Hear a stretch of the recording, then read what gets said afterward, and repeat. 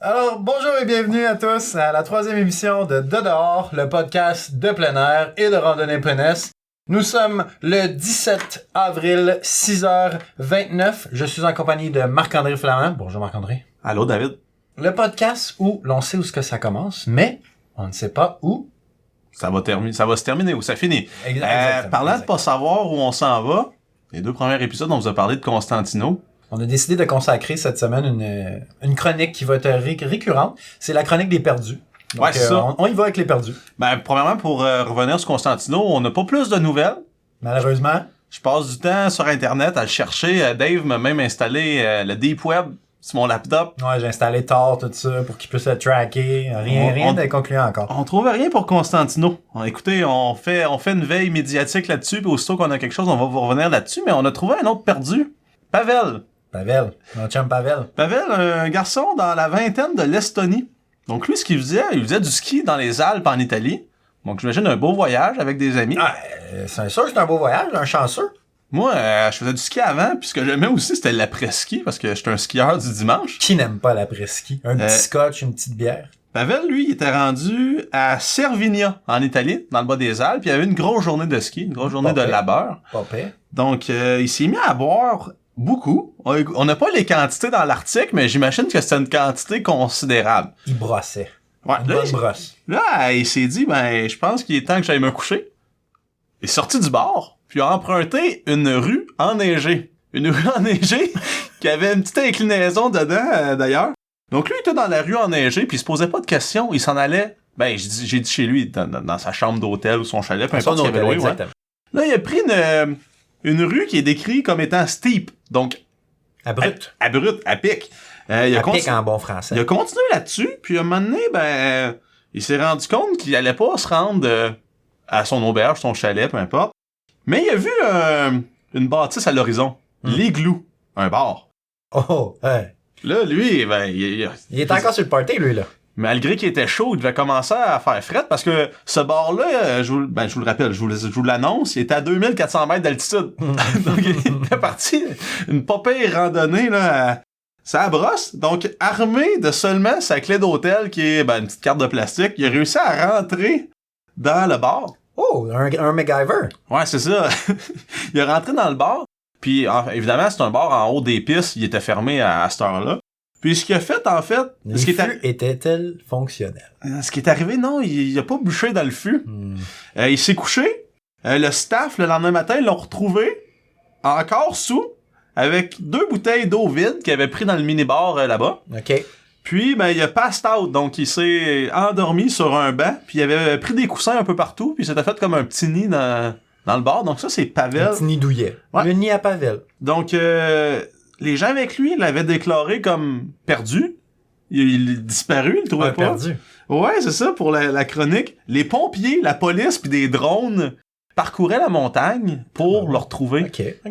Donc, il y a eu un petit branle-bas de combat.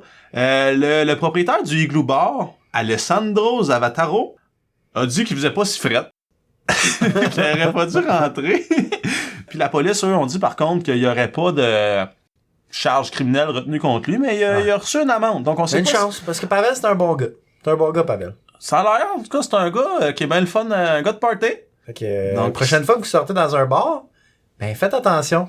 Commencez pas à marcher vers la montagne. Ouais, c'est ça. Puis le gars devait quand même avoir bu pas mal pour monter une piste de ski au lieu d'une rue, tu sais. Il devait peut-être se douter qu'il y avait pas beaucoup de lumière dans un premier temps, pas beaucoup de voitures. Ouais, mais il est chaud, hein. Chaud patate, comme on dit. Ouais. OK. C'est que ça, c'est notre Pavel. Notre chum Pavel. Yes, sir. Donc, on avait un autre article aussi qu'on voulait parler. Dans le fond, ce qui est arrivé, il y a un homme qui est décédé dans les Adirondacks, nos Adirondacks d'amour, qu'on aime de tout notre cœur. C'est quoi exactement ce qui s'est passé, Flamand? C'est un gars du Connecticut. Donc, de pas trop proche, ni de pas trop loin. Donc, quelqu'un qui devait être... Qui vient du coin. En fait, ce que ça dit dans l'article, c'est que l'homme, lui, il a une maison, une résidence secondaire dans l'État de New York. Donc, probablement que c'était quelqu'un qui aimait le plein air. Puis il a été trouvé mort à côté d'un sentier d'Indian Lake. Indian Lake, c'est quand même un des plus bels endroits, des plus photographiés, à mon avis, là, des Adirondacks. Je sais qu'on a déjà passé dessus là, durant que c'était l'hiver, là, puis c'est vraiment un beau coin. On était sur Oswald Lake. C'est pas aussi sur pas. Indian Lake. C'est une Dianette d'abord. Ouais, exactement. Ok, bref. Ça s'appelle tout pareil. Oh, tout pareil. Non, original. excusez-moi pour de m'être mélangé. Merci David d'avoir rattrapé le tir. En fait, c'est qu'il était pas rentré après sa randonnée. Sa famille a alerté les autorités. Puis en fait, ils l'ont retrouvé. Il a comme tombé, en fait. Tombé dans un ledge. Puis ils l'ont retrouvé, en fait, à côté, justement, d'un précipice dans une gorge. Les Rangers, là-bas, ont pu le sortir avec des cordes, tout ça. Faut dire que ces temps-ci, il y a beaucoup de glace sur les trails. On a eu un genre de drôle de mois d'avril. Il y a eu fait très chaud. Ensuite, c'est redevenu très froid. On a eu de la neige, de la pluie. On a tout eu. Donc, les conditions sont pas idéales en ce moment pour faire du hike. Ça peut parfois être très dangereux. Ouais, c'est ça. On est dans le temps des sucres, là. Ce qui arrive, c'est que la nuit, ça gèle. Puis dans le jour, ça fond. Donc, la neige se transforme en eau. Puis la nuit, ça fait de la glace. Donc, c'est très dangereux, surtout dans des endroits où c'est vraiment abrupt, puis on peut débouler. Là. Je sais que Dave des fois... Moi, j'ai vu la mort. Je l'ai regardé. Ouais, c'est ça. Avant, je l'ai regardé, puis après ça, j'ai vu la mort. Ouais. Dave a déjà tombé dans un genre de trou comme ça. Une chance qu'il y avait un petit sapin qui a pu l'arrêter. Il y avait un petit sapin qui m'a retenu. Il m'a détruit les bras, mais ça, j'étais quand même content qu'il m'ait détruit les bras pour ça. Ouais, c'est ça. C'est une bonne cause. Donc, ce qu'on voulait passer comme message, c'est de ce temps-ci là, en montagne, là, faites vraiment attention aux conditions. Surtout quand on traverse sur des pentes qui sont un peu plus abruptes. Moi, ce que je trouve difficile en raquette, parce qu'à ce temps-ci de l'année, je crois que les raquettes, c'est encore quelque chose qu'il faut porter, là, c'est quand disons que la pente est de côté. Si je monte la montagne face, les raquettes travaillent bien, mais quand que les raquettes, ils penchent de l'autre côté, donc si je longe, disons, une montagne, là, il y a vraiment moins de traction. Donc, c'est à ce moment-là qu'il faut faire attention, là, pour pas se faire mal. Bien dit, bien dit. Moi, je voulais faire un retour sur la chronique louche la semaine passée. C'était la chronique Barefoot. Dans le fond, les gens qui faisaient de la randonnée à nu-pied. Donc, on a trouvé sur Internet un petit bas qui s'appelle le Skinner, dans le fond. C'est littéralement un bas avec du plastique, du rubber ou du caoutchouc, là, un polymère en tout cas, qui est en dessous. Et c'est, dans le fond, il n'y a pas plus minimaliste que ça. C'est littéralement un bas avec une sole qui est plus rigide. C'est pas donné, par exemple. C'est quand même $50 pour un bas. Ça coûte cher. 50 du bas. OK, une paire de bas. OK, 50 pour 2 bas. Oui, 50 pour 2 bas. Pour ceux qui peuvent... un bon deal, c'est 25$ le bas. Pour ceux qui peuvent pas s'imaginer là, ce que Dave vient de décrire, ça ressemble un peu à des gants de mécaniciens, là. Ouais. Ils sont en genre de laine, puis l'intérieur de la paume est comme en caoutchouc. Encore pire que ça, on dirait que c'est comme de la garnotte, le dessous. Du gravel guard. Gravel guard. OK, donc ça, j'imagine que ça serait une bonne transition là, pour ceux qui... J'imagine, ceux que ça leur tente. Là, ceux qui aiment pas les souliers. Là. Ouais, les hippies un peu, là, genre ceux qui aiment pas les souliers. Là. Ouais, c'est ça, bonne transition. Est-ce que on peut les perforer, ces bas-là?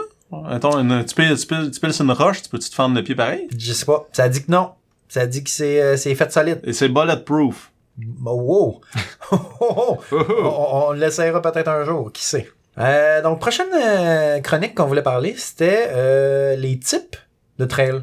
Dans le fond, on fait souvent des différentes randonnées, puis tout dépendant de la type de trail, ben, il faut se préparer pour cette randonnée-là. Moi, je vais aller avec la première type de trail, la classique. Dans le fond, c'est la in and out, la out and back, si on veut. L'aller-retour. L'aller-retour, en bon français. Donc, c'est ça, c'est une trail vraiment classique que tu pars d'un point, tu te rends jusqu'à un deuxième point, et tu reviens par le même chemin jusqu'à ce point-là, qui, sûrement, ton véhicule se situe. Ouais, c'est ça. Surtout quand on y va à un véhicule, c'est important de finir au même point qu'on a commencé. Sinon comme Pavel ou Constantinos, puis on veut pas ça. Sinon, t'as pas fini. Si t'es pas retourné chez vous à ton char, t'es encore en randonnée. Ouais, le deuxième type, c'est celui en Y. Vous avez parlé de cascade puis de porter. C'est un bel exemple d'un Y. En fait, ben, on marche en ligne droite. En ligne droite, on marche dans un sentier. Puis à un moment, on a une intersection. Donc, disons, gauche et droite. À gauche, j'ai un sommet. À droite, j'ai un autre sommet ou une autre destination. Puis, je vais en emprunter un côté du Y que je vais faire l'aller-retour. Je retrouve à mon point où il y a l'embranchement. Puis, je peux faire l'autre ou retourner à la voiture. Donc le Y, c'est un autre type de sentier qu'on voit souvent, surtout quand on veut aligner deux, trois sommets dans une journée. Ben si c'était un 3 sommets, ça serait un peak bangers. Ça serait comme un W ou ça serait une fourche de Poséidon. Là. Ça serait 3 sommets. Ouais, puis... une fourche de Poséidon, j'aime ça. On amène un peu de Poséidon là-dedans. Donc c'est ça pour les Y. Le prochain type de trail, c'est le type lollipop ou le type suçon, si on veut. Dans le fond, c'est une trail qu'on prend à partir d'un point. On fait en ligne droite et rendu à un certain point, ben on a une loupe à la fin de la randonnée. Et on revient par le même chemin. Donc, il y en a plus... Ben, en fait, la majorité sont un peu comme ça. Il y a une possibilité là qu'à la fin, tu peux faire un petit... Mais là, la question, c'est qu'est-ce qui fait qu'on peut parler d'une trail lollipop? À quel point la circonférence du cercle doit être grosse? Le diamètre. Je pense que le diamètre n'a pas vraiment de lien là-dedans. Fait que si je fais un tour sur moi-même, c'est un lollipop trail. C'est ça que tu me dis, là? OK. Ah, peut-être, je sais pas. Écoute, si ça peut te faire plaisir, si tu fais des tours sur toi-même, c'est un lollipop. Moi, je fais des lollipop stead. Mais l'autre type qui s'y apparente, c'est la loupe. Donc, s'il y avait, disons, un sentier plutôt circulaire, donc on peut partir à gauche puis arriver à droite, si on veut. Peut-être un peu plus grand qu'un tour sur soi-même. Disons, le tour d'un arbre. Donc là, là, on est rendu à un point que c'est genre, à partir de quand c'est une trail de randonnée, c'est ça? Ouais, c'est ça. Donc là, autour de l'arbre. On s'éloigne. Mais c'est ça, une loupe, c'est tout simplement un cercle. Là. On se promène, on part un point, on part vers la gauche, puis on arrive vers la droite. Donc ça, c'est une loupe. Donc souvent, c'est rare qu'on fait des loupes, je trouve, parce que c'est souvent des lollipops, parce qu'on se stationne pas directement sur le côté de la boucle. On se stationne comme plus loin au début du sentier, puis on va rejoindre la loupe. Donc c'est souvent... Le trailhead. C'est ça. On se trouve souvent plus en présence d'un lollipop qu'une loupe. En effet. Un autre qu'on a, c'est la traverse ou le range, si on veut. On avait une petite discussion un peu avant. C'était concernant qu'est-ce qu'une range versus une traverse. Si on veut, le range, la traduction française pour ça, c'est une chaîne de montagne. Puis quand tu traverses la chaîne de montagne, ben tu fais une traverse. Donc c'est ça qu'on avait déduit, moi et Flamand, avant cette émission. Donc, on a cherché en ligne, il n'y avait pas nécessairement de définition, donc... on a trouvé sur Google, c'est marqué Range versus Traverse, des reviews de chars, des Dodge, tout le kit. Donc, il n'y avait rien concernant la rando, donc on vient de créer quelque chose, Dave. On vient de créer une définition. Donc, peut-être qu'on va être cité un jour dans les livres d'histoire ou dans les dossiers d'archives de la police. Bon, l'autre qui se dit là. Donc, c'est ça. Aussi, là, les ranges puis les traverses, il y en a qui se font d'une journée, en 2 journées, comme la distinction à faire avec in and out. Les deux, c'est un sentier qui est comme du point A au point B. Sauf que le point A et le point B, dans le cas d'une traverse ou d'un range, non, puis sont souvent très éloignés les uns des autres. D'habitude, une traverse, ça dépasse les 20-30 km faciles, là, toutes les fois, là. Puis on peut penser aussi au Appalachian Trail. Qui est un range ou une traverse, Dave? C'est une traverse. Une traverse? Une traverse, pourquoi? Parce qu'on traverse la chaîne de montagne des Appalaches. Exactement. Puis à ce moment-là, ici, on parle de 3515 km. C'est assez long. Donc, c'est une coupe de paire de bottes. C'est ce qui nous amène à la prochaine randonnée, le prochain type de sentier, qui est la portion d'un range ou d'une traverse. On s'entend que on peut faire, disons, la traverse des Appalaches, ben on prend notre pack-sac puis on fait 3500 km. Mais probablement qu'il y a des sections là-dessus qui sont plus intéressantes que d'autres. Un peu plus scéniques, un peu plus belles. Puis, sans vouloir s'engager dans l'ensemble du projet, ben on peut en faire une petite section qui nous intéresse. On a qu'à penser au Mont-Catadin dans le Maine, qui est bien populaire pour les Québécois. J'ai jamais eu la chance de le parcourir. Je pense pas toi, Dave, non plus. Non. Mais c'est quelque chose que j'aimerais faire. Donc, le Maine, c'est là que ça commence, en fait. C'est là que ça commence, c'est au nord-est des États-Unis. Puis ça finit en Georgie, au Mont Springer.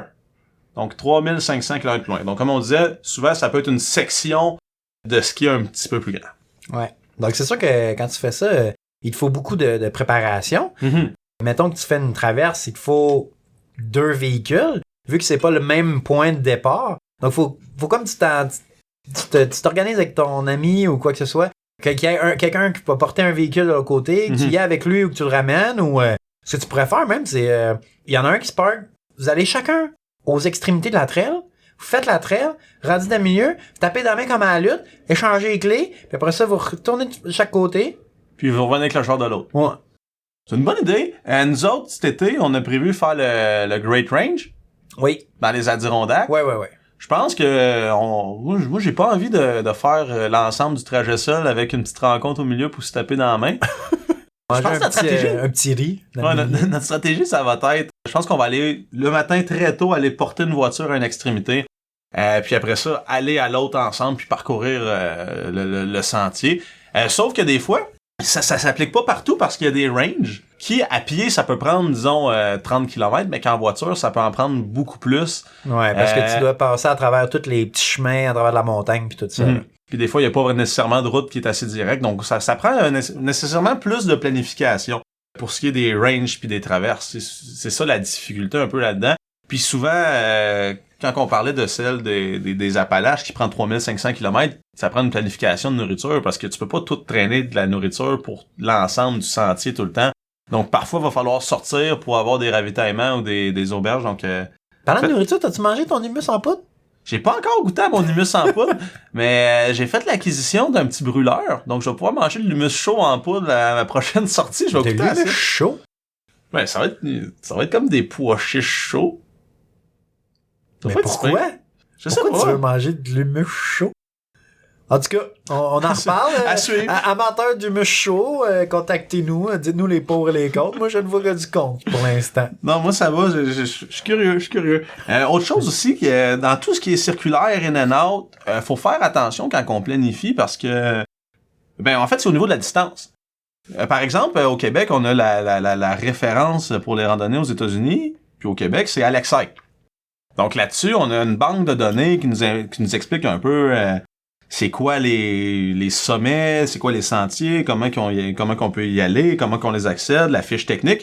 Puis, si on porte notre attention sur la fiche technique, en fait, le site www.alexhike.com, donc alexhike.com. Là-dessus, si je vais sur une fiche technique, là, j'ai sorti celle de Cascade puis Porter parce que, on vous en a déjà parlé. On parle d'un aller-retour. Donc, le sentier, c'est aller-retour 7,7 km.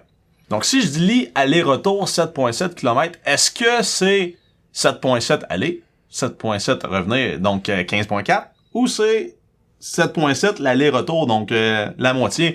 C'est le sentier, donc c'est difficile de le savoir, ça dépend des références. Donc, à ce moment-là, qu'est-ce qu'on fait? On rouvre la carte. Maintenant, avec les outils, là, Google Maps, Google Earth. Ouais, Garmin, peu importe, All Trails. On a une petite idée avec l'échelle, là, si c'est du simple au double. Donc, c'est pas très précis, mais du simple au double, habituellement, on s'en sort bien. Fait que faites attention pour ce qui est aller-retour. Une boucle, si je vous dis une boucle de 15 km, il y a pas de question à savoir si c'est la moitié ou le 3/4, là, c'est assez simple. Mais pour ce qui est où il y a comme un retour sur le même sentier, faites attention, là, pour savoir. Parce que, mettons que t'amènes soit tes kids, soit ta grand-mère, soit ton chien, là, peu importe, là, t'amènes ce que tu veux, que n'importe quelle créature. Peut-être qu'ils vont en trouver plus long, 3 km versus 6 km. Ça semble court, mais il y a certaines personnes qui, tu sais, si t'en fais jamais, ça peut être long. Entre 3,5 pis 7, je suis d'accord. Mais mettons, entre moi pis toi, Dave, on part, puis on fait un aller-retour de 20, puis finalement, c'est 40, mais peut-être qu'on va passer la nuit dans le bois. Ouais, mais il va peut-être avoir des ampoules un peu ses pieds. Ouais, on sera pas revenu pour souper. Bon. On sera pas revenu pour souper. Donc, c'était un peu la chronique planification de randonnée plus technique, là. Faites attention quand vous lisez les fiches, les fiches techniques de montagne en ligne. Faites attention aussi quand vous allez sur des forums, là, c'est pas tout le temps first à jour. Des fois, les gens, ils disent de quoi, puis ça date de 2011. Faut pas prendre ça pour du cash. Puis aussi, l'affaire, c'est que tout dépendant, la météo qu'il y a eu ou le terrain peut avoir changé. Mettons, on check la Trap Dyke dans les Adirondacks sur le Mont Colden. Ce sentier-là, avant, il y avait des arbres dedans. Et depuis l'ouragan Katrina, ça a tout été arraché. Il n'y a plus d'arbres là-dedans. C'est rendu une grosse glissière, une grosse glissade. C'est sur la roche. C'est exactement, c'est sur la roche. Il n'y a plus d'arbres, rien. Donc, tu sais, ça peut avoir changé si on check à des trucs qui datent avant ces années-là. Puis moi, Dave, je pense qu'on va avoir le temps d'en parler aujourd'hui. J'ai un bel exemple de nous deux qui planifient mal nos randonnées. Ouais. OK. Donc, le mont Mansfield au Vermont. On regarde sur Internet. Écoutez, je l'ai pas en tête. Là, ça fait plus qu'un an qu'on est allé là. On trouve un beau sentier. On se dit, on va le faire. Donc, moi, dans mon GPS, puis on se rappelle qu'on est aux États-Unis, pas trop d'argent, fait que là, on a un GPS... 5$ par jour, on était étudiants, c'est grosse affaire. On a un GPS, pas nécessairement à jour, on tape Mont Mansfield, let's go, on s'en va là. Donc là, on part en voiture, on suit le petit point sur le GPS, on arrive au Mont Mansfield, qui est en fait... je veux dire, on est le parking de Sto. Ouais, la station de ski. Mais pas les sentiers du Mont Mansfield, c'est exactement de l'autre côté de la montagne. Donc, il y avait 2 heures de voiture pour trouver le début du sentier. Exact. Mais là, on s'était levé tard, grosse soirée avant. On a fait nos pavelles. Donc, c'est ça, on a décidé, ok, c'est pas grave, on va trouver un chemin quand même. Mais ce qui est arrivé, c'est on est allé dans un centre touristique, à peu près, là, dans le bas de la montagne de ski. On a parlé un peu aux gens, puis ils nous ont dit, hey, il y a un sentier qui passe là. Puis, effectivement, on a trouvé le début du sentier. Aux États-Unis, il y a souvent des espèces de POC, ces arbres, un tag. Puis le gars nous avait dit, suivez les tags bleus, vous allez vous rendre en haut. En fait, il nous avait rien dit, le gars, il était perdu ben raide. Il avait aucune idée, c'est un couple de Québécois qui était dans le parking lot. Il y avait le tag bleu. Il y avait été mention de tag bleu qu'on a trouvé. Le gars nous avait rien dit de ça, c'était le couple de Québécois dans le parking. Ben, écoute, on suivait des tags bleus, on a trouvé des tags bleus. Ouais. Bon, fait que là, parfait. Donc, l'important... C'est tag bleu. Non, l'important, c'est de savoir où est-ce que la trail commence. Ouais, pas aussi. juste taper sur Google, le mont où est-ce que vous allez. Mais c'est pas tout. C'est pas tout. On arrive dans la trail, on suit les marqueurs bleus, puis on arrive dans un bûcher. Après, je dirais, mettons, 4-5 km. Un endroit où on a coupé toutes les arbres. Moi, je crois encore que c'était pas un bûcher, mais un éboulement qui s'était passé. Non, moi, je dis que c'était un bûcher, là, parce que les arbres étaient coupés à chainsaw. Pas de chance. À moins qu'il y ait un Sasquatch dans le coin avec une tronçonneuse. Bref, on arrive à une place, il y a plus de marqueurs parce que il y a plus d'arbres. Ouais, ça a été un peu plus tough à repartir de là. Mm-hmm. Finalement, ce qui est arrivé, c'est qu'on a juste pris la trail de ski jusqu'au top. Et du top, ben, il reste tout le temps une petite section entre la chaise de chairlift et le sommet final. Donc là, ça avait été cool, là. Mais on était monté par un genre de chemin d'entretien, là, en roche. Ouais. Donc c'est ça, faites attention, si on avait regardé des vieilles références, ben probablement si on avait regardé la référence comme il faut, on se serait pas placé dans cette situation-là. On aurait commencé Faites pas vos recherches quand vous êtes chaud. Non? La trail au bon endroit. Puis, ben probablement que si on avait trouvé cette trail-là quand même, si on avait regardé l'information à jour, on se serait fait dire, ben écoutez les gars, il y a plus de marqueurs dans ce coin-là, faites attention ou quoi que ce soit. Donc faites attention quand vous planifiez vos randonnées. Où ça commence, où ça finit. Le podcast, on le sait pas, mais d'habitude... On parle d'expérience ici. D'habitude, d'une randonnée, on aime ça rentrer à la maison. Là, nos proches aiment bien ça quand on revient en un seul morceau. Moi, je n'ai pas de proches. Ça sera pour une autre chronique. Donc, ça fait pas mal le tour des descriptions de sentiers. Donc, c'est un coin technique. Là. Ensuite, moi, je parlais d'un exploit. Un exploit en soi. Oh ouais, c'est un exploit, on peut le dire. Petite fille du Texas. Toi, Dave, tu faisais quoi à 7 ans? Tu faisais du piano, je pense. Non, pas à 7 ans. Je jouais sûrement avec des pogs. Tu jouais avec des pogs? Des pogs, mes petits autos, je lisais des Dragon Ball. Là. Est-ce que le sport faisait partie de ta vie? J'avais une trampoline. Puis j'avais un bike. Ouais, ok. Écoute, t'en avais un peu. La petite fille du Texas, la jeune Montana Kenny, c'est devenue la plus jeune personne plus jeune personne, disons, recordée, là, qui a monté le Kilimanjaro avec sa mère. Donc ça, on parle de 5895 mètres d'altitude. 7 ans. Mais... En fait... C'était quand même drôle et à la fois triste, là, mais vas-y, Flamand. Ce qui est drôle et qui est triste à la fois, c'est qu'au départ, elle voulait faire ça avec sa mère. Donc, elle avait prévu grimper ça en 2019. Mais, l'été dernier, ils ont appris qu'une fillette de 8 ans l'avait monté.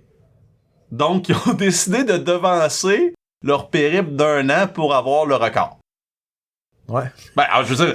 C'est littéralement un gros fuck you. Exactement. Un gros fuck you à la petite fille qui l'avait fait avant elle. Qu'on dit quand même qu'on fait un gros props parce que nous, on l'a jamais monté le Kilimanjaro. Non, c'est vrai. On a entendu que c'est très long, très pénible. Très long, très pénible. Sur le mental. Exactement. Ce qu'on m'a dit, c'est qu'il n'y a pas beaucoup de dénivelé, c'est juste extrêmement long. C'est pas très technique, c'est juste vraiment long. Donc, mention d'honneur à la petite fille, là. Elle l'a quand même fait. Ouais. Peut-être ses motivations de le faire si vite, t'as pas les bonnes. Dans le fond, la chronique, là, c'est juste parce qu'on veut reconnaître celle de 8 ans qui l'a faite. Elle n'a pas eu assez de temps. Donc, shout-out à la petite fille de 8 ans, shout-out à Radio Piranha, dédicace à Romain.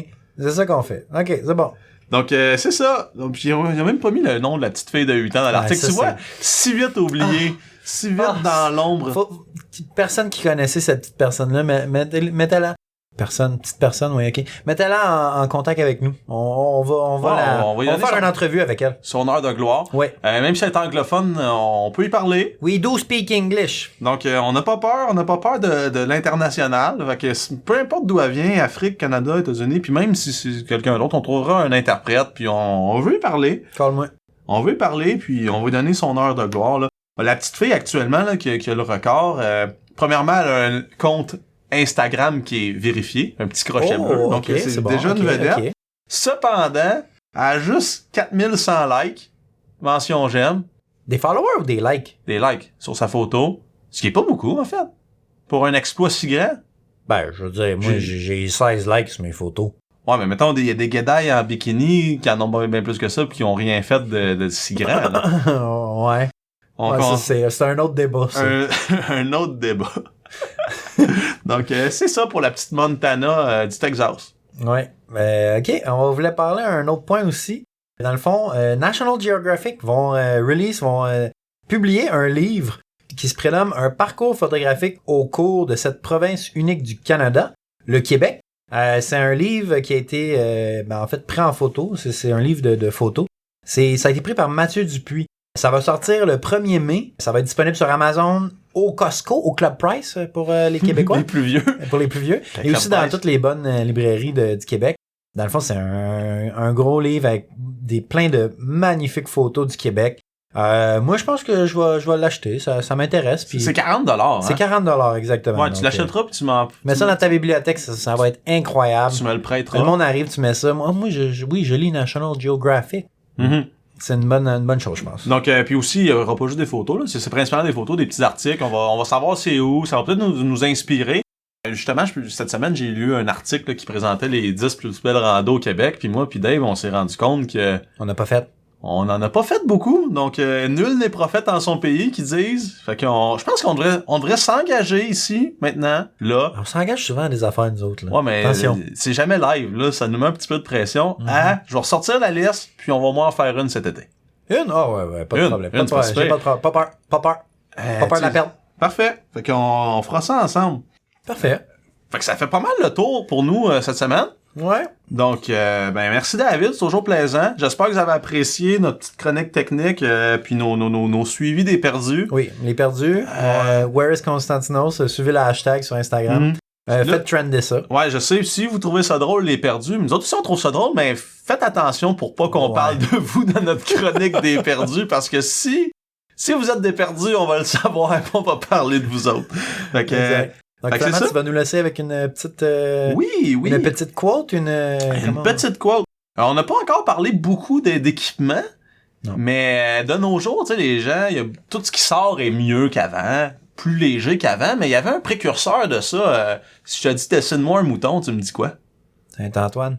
Antoine de Saint-Exupéry, le petit prince, mais cet écrivain-là nous disait, en fait, puis il était aussi pilote d'avion. Oui, c'est vrai. Donc, probablement que c'est de là que ça vient. Il a joué dans Dunkirk, espéré. Non. C'est peut-être pas vrai. Non, c'est Tom Hardy.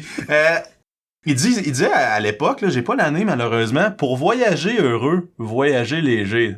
Donc, on pourrait relier ça à s'acheter du gear qui est pas pesant, mais probablement qu'il parlait d'un point de vue philosophique. Voyager léger, voyager cassé. Aussi, il y avait pas d'argent pour s'acheter de l'équipement, donc il y avait pas de nourriture ni d'eau dans son sac.